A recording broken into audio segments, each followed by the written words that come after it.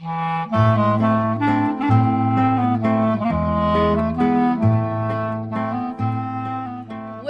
to Couples Therapy in 7 Words.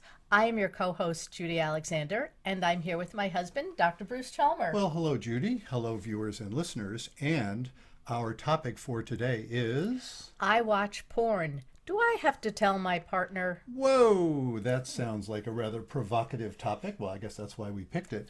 We'll explain in a little while exactly where that question came from. We'll get to that in a second. But before we do that, we want to invite you to do the things that people do to tell people about our podcast. So please engage with our posts on social media, like them and share them, and rate us wherever you get your podcasts from. And of course, just plain old tell your friends. We would like you to do that and continue to see our viewership, since we've been doing videos, and our listenership grow. And we would also like to put in a word for our sponsor, so to speak. That's right. Which is the book I wrote, which is called Reigniting the Spark: Why Stable Relationships Lose Intimacy and How to Get It Back. And that book is available anywhere you can get books. And of course, you can get it online from Amazon or Barnes & Noble or wherever you like to get books from. You can get it as an audio book where I did the narration. You can get it on Kindle from the Amazon site. And you can also get it, of course, on good old paper. That old non-volatile medium that seems to work just fine as well. So we hope you will do that. So, Judy, do you want to explain where this question came from, or should I explain it, or what do you want to do? Well, why don't we both talk about it? Sure. So some of our listeners and watchers have heard us interview twice Dr. Sheva Marcus. That makes her, numerically speaking, our favorite interviewee. Because she's the only person we've had on twice so Yes, far she in is. the year plus that we've been doing this podcast. Yes, and she is a sex therapist. She runs a women's clinic in New York City called Maze. And she has a new book out called Sex Points, and we talked to her about her book. And, well, we just found her a wonderful guest and a font of information. We did. And this question actually comes from her. Yes. So I was Not browsing. that she asked us about porn. No, but- she didn't. She didn't ask us this. No, but actually, this is a first for us. Usually, we handle a listener question where somebody's asked us a question. This time, I was browsing Facebook last week and came upon. I follow Dr. Sheva Marcus. If you're looking for her on Facebook, Dr. Sheva Marcus, Dr. Sheva Marcus. And she had a post where she asked this very question. Somebody had written her this question. I watch porn. Do I have to tell my partner? And she offered some thoughts about it. And then at the very end, she said, hey, what do you all think? You know, she was asking for feedback. So this is our form. Instead of just putting a little comment on her post, we're doing a podcast on it, and we'll post that on her as a comment on her Right, because we find that this is a very interesting, provocative question, one that a lot of couples deal with. And so we thought we would put it out to our listeners too, because, well, like I said, it's a great question. And we'd like to explore different sides of this. So what do you think? Well, I am going to be a little bit influenced by what Batsheva says, but also some things that she didn't bring in. So I watch porn. Do I have to tell my partner? Okay. So as we all know, there are many, many different types of porn. I think the essence over here is, do I have to tell my partner? So we're dealing with two things: watching porn, which some people might find shameful, and some people might find uplifting, and keeping a secret from your partner. So we have to explore why this person doesn't want to tell his or her partner, and we don't know if it's a man or a woman. So let's just refer to it as they. Okay? So this person is watching porn, and they are afraid to tell their partner. So do they not want to tell their partner because they think their partner is going to look down on them? They think their partner is going to be making them feel ashamed? Mm-hmm. Do they think their partner is going to be intimidated? I think that part of the problem with some porn is that it gives women, let's just say, they feel like they can't live up to that ideal. They see Mm-hmm. women in porn that have these hairless bodies, that have big boobs, that have these impossibly tiny waists and long legs, and you look at that and say, wow, that is so not what I look Mm-hmm. like. And that's Yeah. not what real women look like. So it gives boys, and a lot of young boys start watching porn early, Mm-hmm. gives them a false sense of what a real woman looks like. Yeah, and also I think, and there's I know about Sheva's talked about this, and lots of other authors have too. It gives them a false sense of what real women, how they behave, Right. and what real women actually want Right. vis-a-vis sexual activity. And I think young men as well. Mm-hmm. It just gives everybody a false sense. Mm-hmm. So yeah, those are a number of reasons why somebody might be afraid to tell their partner.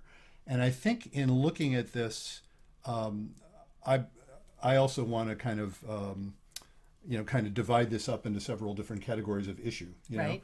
because indeed there is the issue of just the fact of being afraid to tell somebody something that they may find really objectionable. Mm-hmm. There are people, I know I've worked with couples where this has been true, where mostly it's the men watching porn and the women worrying about it, but I have seen it the other way. Actually, it's interesting. I don't recall, I've seen many, many couples where the woman watches porn. I don't recall a couple where the woman watches porn and the man is offended by it. Uh-huh. I've seen lots of couples where the man watches porn and the woman is offended by it. So for whatever reason, let's say it's the man who's asking the question, he may well be worried not merely that his partner would want him to be ashamed, but that his partner might leave him, that it might be a deal breaker. Yeah, and I think also sometimes, now you could probably address this better than I could, but there are some people that view watching porn as cheating. Yes, absolutely. Yes. Well, and that there's a whole spectrum of that. Uh-huh. I have met folks where, again, almost always gendered, where it's the woman who's saying this, where she feels that if he masturbates without her around, that's cheating. Mm-hmm.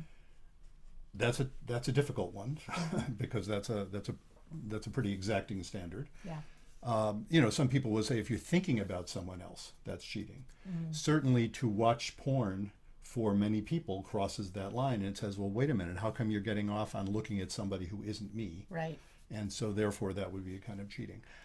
I have, should I say more often? I don't know, I haven't really counted, but my impression is more often what I've seen is not so much women saying, I object to the whole idea. Well, actually, let me cover that one as well. There are lots of people who think of porn as inherently degrading to women. Mm-hmm. And there's a good case to be made for that. There's also, I think, a good case to be made for the fact that that isn't always true. So I'll leave that for people to, explore those on their own. We could just dispose of this question easily if we took the position that said porn is inherently evil. So it's not that you should or shouldn't tell your partner, it's that you shouldn't do it. Right. I don't believe that. Mm-hmm. I mean, I think that there's a case to be made that there is some kind of porn that is, the term ethical porn is sometimes used. Uh-huh. I've read enough of people in, sex workers and people in the industry who are saying it's rather presumptuous of others to claim that they're being exploited when they don't feel they are. Porn that is made for and by women, for example. So I guess for the purposes of this discussion, let's just posit, and viewers may or may well, we may lose you on this, but if we don't lose you on this, keep watching. Let's just posit that the idea of watching porn isn't inherently evil. Right. So it can be, but it doesn't have to be. Okay. So then there's the bit about, yeah, exactly. There's the bit about some people feeling like it's cheating. Mm-hmm. But then there's the bit that I think is the more interesting one, If we say, no, I've heard from lots of folks who say, no, it's not cheating, but there's something about it that, like you said, a lot of women will feel intimidated by it, or it's like, I can't live up to that. And some men might feel intimidated too if, they don't know that the men are taking erectile pills to let them, so that they could keep going forever. So it gives a false sense that, oh yeah, a man can maintain his erection for like 45 minutes without anything. You just see these men banging away at these women. Yeah. So. Yeah, so that whole idea that there's some problems around it, but then there's what I would claim the more, from a couples therapy perspective, the more interesting issue, which is keeping the secret. Yes. That's the issue. So here is something that is clearly bothered someone enough to ask, to worry about it, to ask about it. They're feeling like, okay, where's the line between my own private thoughts and something that constitutes a barrier to intimacy? And that's where I think it gets very interesting, because when and I'm going to, of course, put this in my favorite terms that I talk about in the book. Hey, the book, folks, that I talk about in the book. Stability and intimacy. Right. That stability is about avoiding anxiety, and it's important. They're both really important. But intimacy is about tolerating anxiety. Right. And to share with a partner something that turns you on is an inherently, for many people, a risky thing to do. Because you don't know, if you share something with a partner that says, hey, I watched this porn where people were role playing, or I watched this porn where people were doing bondage, or I watched, whatever those things, or just I watched porn that's pretty vanilla, but it turned me on. You don't know if your partner is going to find that exciting, him or herself, Right. or if your partner is going to find that disgusting, or find it deeply objectionable. It's a risk. Right, and that's one of the things where the person is saying, do I have to tell my partner? I think those are all valid reasons why he or she might be afraid to say something. Yeah. So what's the effect of not? I guess that's what I would say. What's the effect of keeping it a secret? The effect is having a secret between you. Yeah. Which well, I guess there are certain things. I know one of the things Sheva talked about was, you don't have to share your fantasies all the time. So that might not be looked at as a secret, because there are, your private places. But obviously, if this person is watching porn, they might be afraid that their partner is going to walk in and discover it. So, or go to your search history and see, oh yeah, I've been to like 4,000 porn websites. So I think it is something that you might want to broach that with your partner in a gentle way, to say, what are your feelings about watching porn, and is this something that you might be interested in exploring with me? I would just note that in the couples I've worked with, that kind of thing, and it's not just about porn, of course, that is a scary prospect. Right. I think that's the part I like to underline and sort of look at carefully. It's like, yes, it's a risk to share anything with your partner that you're not sure how they will receive. Sure. And that's true of things like watching porn. It's true of fantasies. There's another something this reminded me of from many years ago. I may have mentioned her on this Joy Brown is the person I'm thinking of. She died a number of years ago. She was a radio psychologist, and I may have mentioned her in some other podcast, I don't remember. But she had a thing about people who had a one-night stand, perhaps years before. Right. And she had this, she would get angry with people if they would say, I felt so guilty, I just felt like I had to tell my spouse. And she would say, how can you make yourself feel better by making your spouse feel horrible? You should take that secret to your grave. And I get the logic. I understand the logic. I also, though, from a perspective of intimacy, that is such an enormous potential barrier to intimacy. And I don't have a formula. I don't say, oh no, definitely tell or definitely don't tell. It's just one of those things that a barrier to intimacy is a sad thing. And if I have a bias, it's toward risking intimacy. But I recognize not everybody's going to do that in every circumstance. I suppose that would be true of watching porn as well. I have worked with couples where, again, almost always the woman is so appalled at the notion of porn that the prospect of her probably husband watching porn would be a deal breaker or close to a deal breaker. And so what do you do about that? They have a marriage and they want it to continue, and I can understand both sides of that. It's just it's difficult. Yeah, well, like we said, there's porn and then there's porn. Yeah. So And that's, yeah, that's, There's a very wide spectrum of porn. oh, absolutely. And actually, that's something that Batsheva mentioned that I think she was, she was kind of thinking out loud as she described it in her post. That, well, you might want to share that you watch porn, but you don't have to say what kind. Right. And you don't have to, of course. I would think though, and I have encountered couples where this is the issue, where let's say the woman finds out he's watching porn, and it's not like she has any problem with watching porn per se, but she comes to discover he's watching porn. What turns him on is something that she is not at all like that, Right. and she's not at all attracted to it. Mm-hmm. And so maybe finding out, again, this more generally, finding out about your partner's fantasies and discovering, much to your perhaps dismay, oh, your partner really seems to be into, dominant submission type stuff, when that is an absolute turnoff. That can be a tricky thing. And, it could be, it often is, when you find out something like that in the course of therapy, it's often something that is, you look back on it and say, oh, wow, no wonder you've been having sexual problems. You're not really Although sexually if somebody compatible. is watching porn, let's say, that has that BDSM, the bondage sadomasochism aspect to it, but doesn't want to do that in their, in their own sex life, Oh, yeah. that might be something that that you could talk about with your partner too. Oh, absolutely. Yeah, all of those possibilities are present.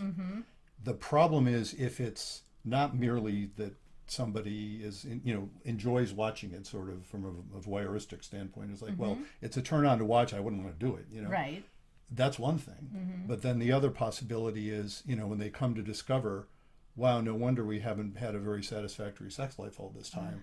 You're afraid to tell me, or I'm afraid to tell you what it is I'm really wanting. And, I have this conversation with couples a lot. You can be two good people where there's no, moral, it's not a moral objection. And look, my bias is helping people stay together, not splitting them up, Right. But there are people who just turn out to be sexually not very compatible. And I mean, look, the classic example of that is one of them's gay and the other's straight, and they ain't going to work, I leave it at that. That ain't going to work. But of course, it's not. That's a very large classification. But within two people who are both nominally heterosexual or nominally homosexual, whichever they are, Right. Even if their sexual orientations nominally line up, it doesn't mean that they're sexually compatible. True. And that doesn't have to be a deal breaker for a marriage. Certainly, in my work as a therapist, not for me to say that. My God, that's everybody's got some things where they're, they have rough edges here and there, and you can live with that and relax about it and be fine. Sometimes it's a deal breaker. Yeah, well, sometimes it is, but sometimes it's not. I mean, you could be in a heterosexual relationship and still wanting to watch gay porn, Yeah, for absolutely. example. Yeah. Yeah, those terms, and of course, a lot of our viewers will know more about this than we, since we're both heterosexual, but plenty of people who aren't whatever the usual definition of heterosexual is. Plenty of people who fit other categories will recognize how there's no one category that just simply describes people. Right. These are we tend to force ourselves into particular boxes, but it's not necessarily the case. It's interesting how the whole notion of intimacy.